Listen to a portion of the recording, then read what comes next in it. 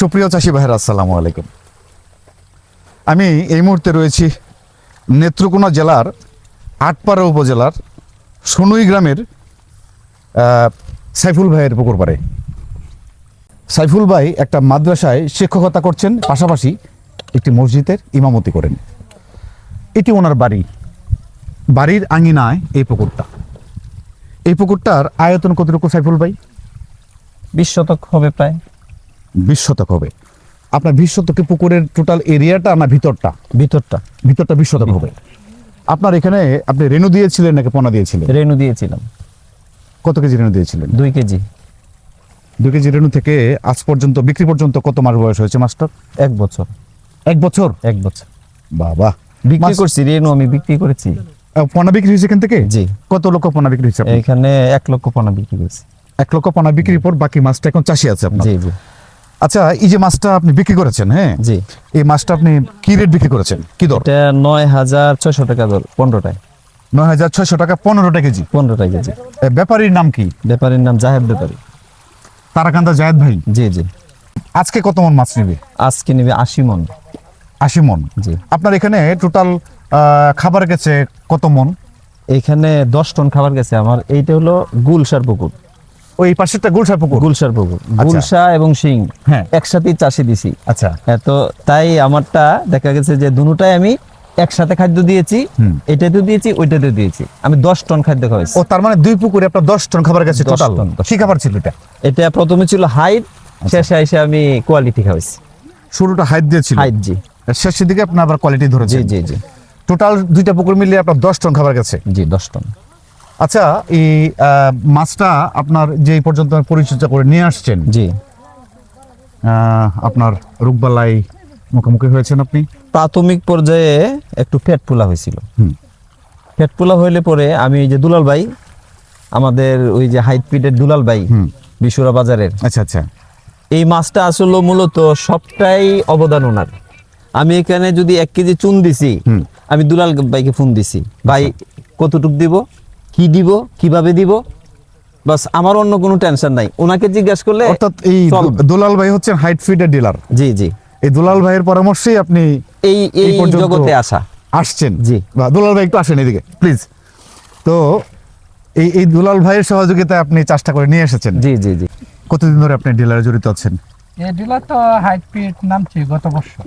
1 বছর আপনার এই 1 বছর ধরে তো ফিটটাই আসছে, তাই না? ওই 1 বছরের মধ্যে আপনার রেজাল্টটা কেমন পাচ্ছেন হাইট পিটের? অনেক ভালো রেজাল্ট। খুব ভালো না? খুব ভালো। ফলাফল ভালো আসছে? কালারও তো মাছে ভালো আসে? হ্যাঁ, কালারও ভালো, এফসিআরটা ভালো আসে। আচ্ছা সাইফুল ভাই, জি। আপনার এই পুকুরটা গভীরতা কতটুকু আছে? এটা 5 ফিটও হবে না, এরকম গভীরতা কম। গভীরতা কম? কম। এই যে দেখেন না, যারা কম গভীরতা কিন্তু একটু ঝুঁকি থাকে, তাপমাত্রা বাড়লে কিন্তু ঝুঁকি হতে পারে। জি। আমি নিয়মিত পানি দেই, নিয়মিত পানি প্রতিদিন 3 ঘন্টা 4 ঘন্টা। এটা কি আপনার প্রথম ব্যাচ? না, দ্বিতীয় ব্যাচ। গত বছর ছিল শিং, এটার ভিতরে মাত্র 80,000 ছিল। 80,000-এ 1 লাখ পোনা দিছি, 80 মন হয়েছিল। 80 মন হয়েছিল গত 80 বছর? মন হয়েছিল, জি। এই বছর আপনি কত মন আশা করছেন পুকুরটা? এই বছর আমি তো আশা করছি 170, 60 থেকে 70 আশা করছি। 160 থেকে 70 মন আশা করছেন আপনি? জি। পুকুরটা আপনি বলছেন 20 শতক, কিন্তু আমার কাছে মনে হচ্ছে 20 শতকের চেয়ে একটু কম হতে পারে, তাই না? হতে পারে, একুরেট মাপা না। আপনার তো মাপ দেওয়া নাই। না, একুরেট মাপা। তবে অনুমান করছেন 20 শতক নিয়ে আপনি পরিচর্যা করেছেন? জি জি, 20 শতক। এটা পেট ফোলা ছাড়া এছাড়া কোনো রোগ বালাই আপনার হয়েছে? কোনো রোগ হয় না। আমি রুটিনটাকে খুব ফলো করছি, একদম কাটা মিলিয়ে একদম। আমার এক তো ক্যালেন্ডার আছে, দ্বিতীয়ত আমার খাতা আছে। আমি খাতা দেখে, ক্যালেন্ডার দেখে এবং লাল কালির দাগ দিয়ে রাখি, কালো কালির দাগ দিয়ে রাখি যে কোন দিন আমার ডোজটা দিতে হবে, কোনটা দিতে হবে। একেবারে 100%। আমাদের আশপাশে যত চাষি আছে অনেকেরই চলে গেছে মাছ, বড় বড় যারা, ওরা ফেল করেছে। অনেক বড় বড় চাষিরা ফেল, কারণ রুটিনটা ওরা মানে না।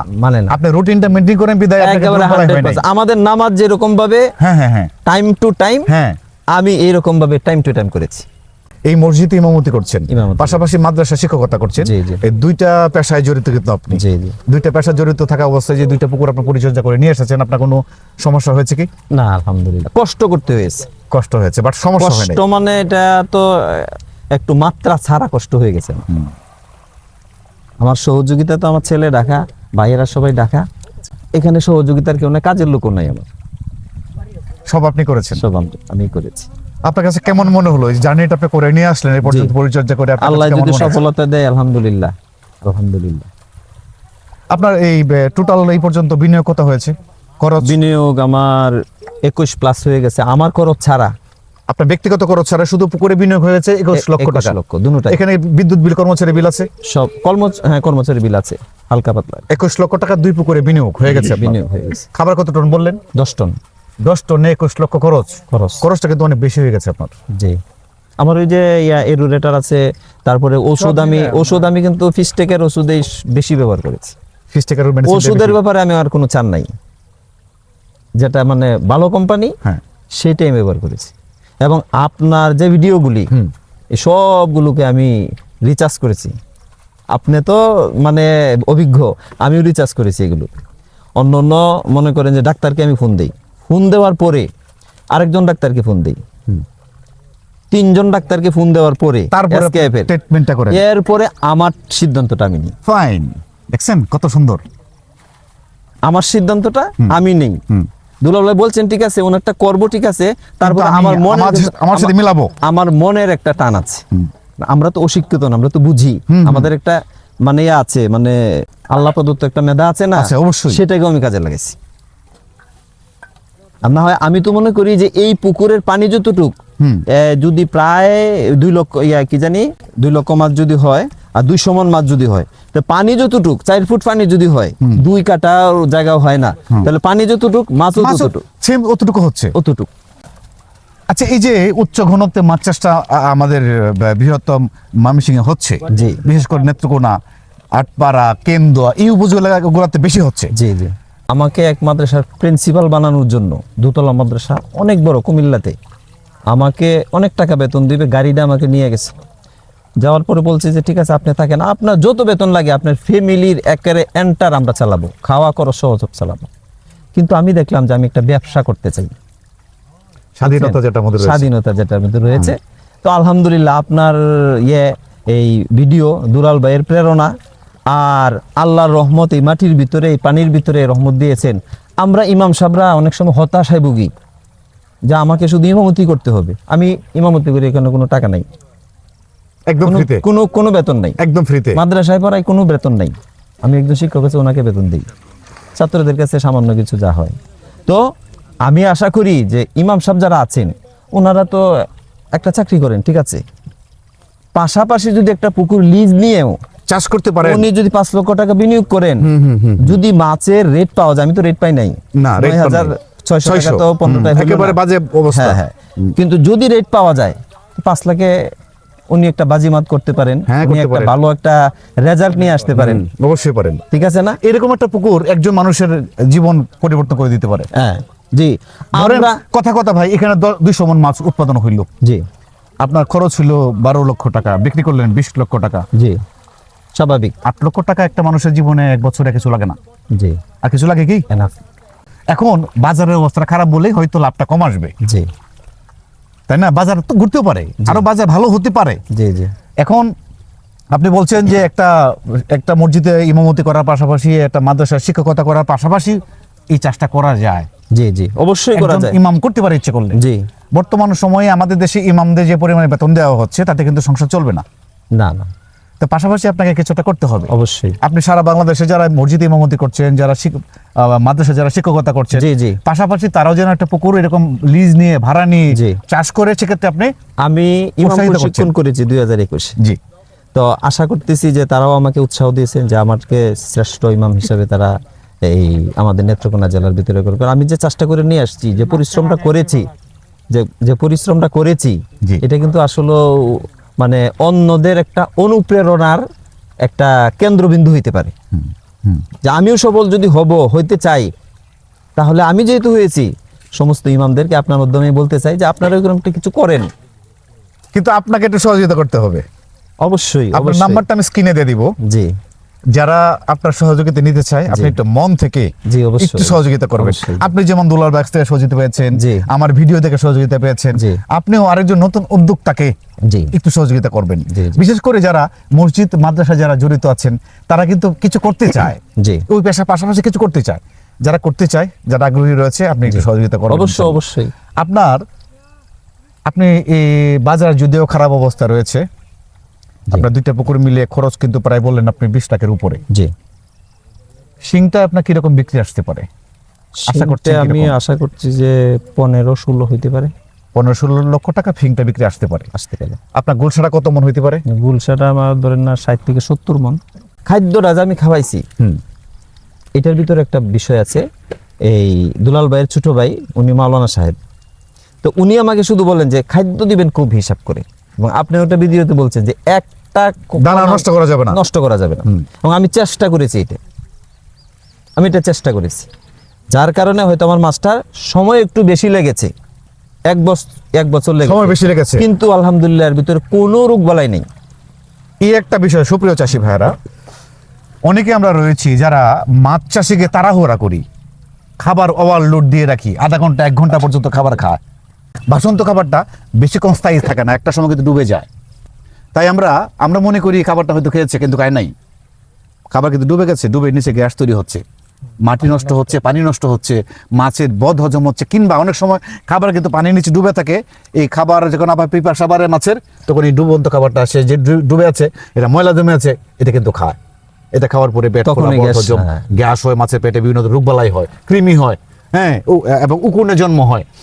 এই জন্য খাবারের বন্টনের ক্ষেত্রে, খাবারটা যখন আপনি পুকুর দিবেন, সেক্ষেত্রে আপনাকে সতর্ক থাকতে হবে, খাবারটা পরিমিত দিতে হবে, একটা দানা নষ্ট করা যাবে না। আমি এই জন্য প্রায় ভিডিওতে বলে থাকি, আপনারা খাবারের বিষয়ে সতর্ক থাকুন, তাড়াহুড়ো করবেন না। মাছ সময় বেশি লাগুক 2 মাস, কিন্তু তাড়াহুড়ো করবেন না। আমি বছরে একটা বেচ করি, জি আমার মাছের বয়স 7 মাস চলতেছে, কেবল 25-30 টাকা কেজি আসছে, 7 মাস চলতেছে বয়স, আরো 3 মাস আমার টাকাটা আছে, 10 মাসে আমি বিক্রি উপযুক্ত করবো, বাজারজাত করব।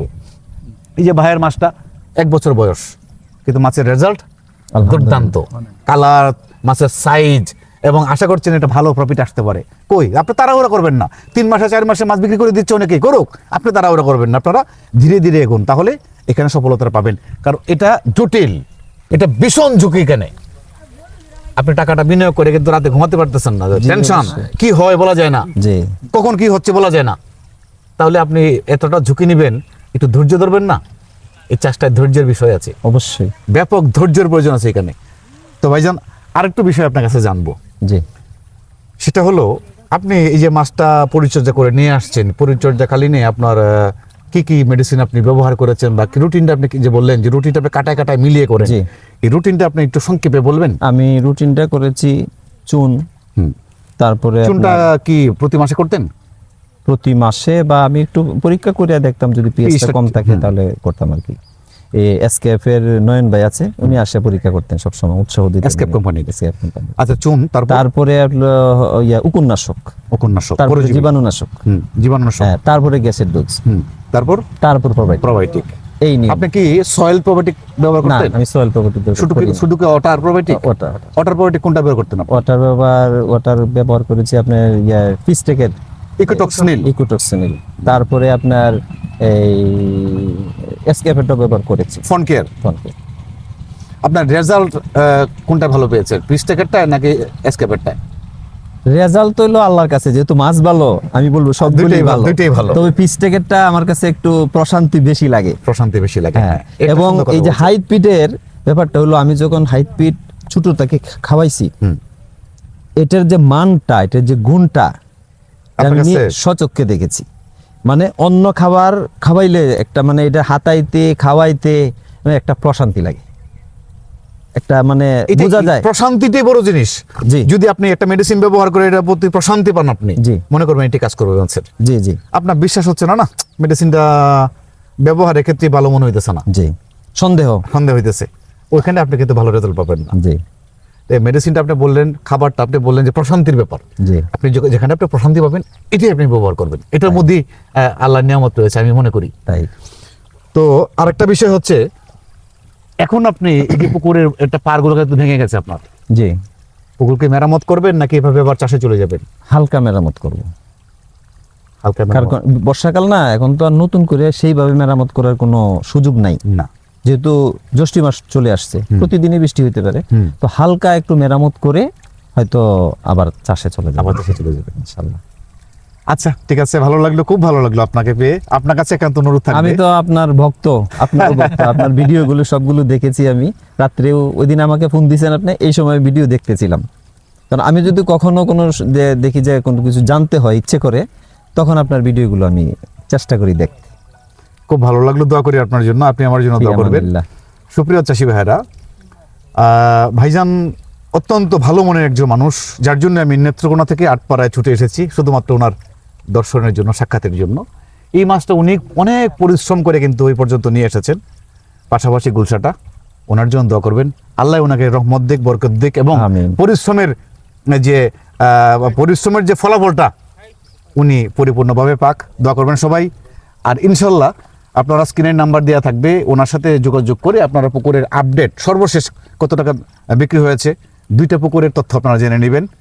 আপনাদের সকলে সুস্বাস্থ্য এবং দীর্ঘায়ু কামনা করি। সকলে ভালো থাকুন। আসসালামু আলাইকুম। ফি আমানিল্লাহ।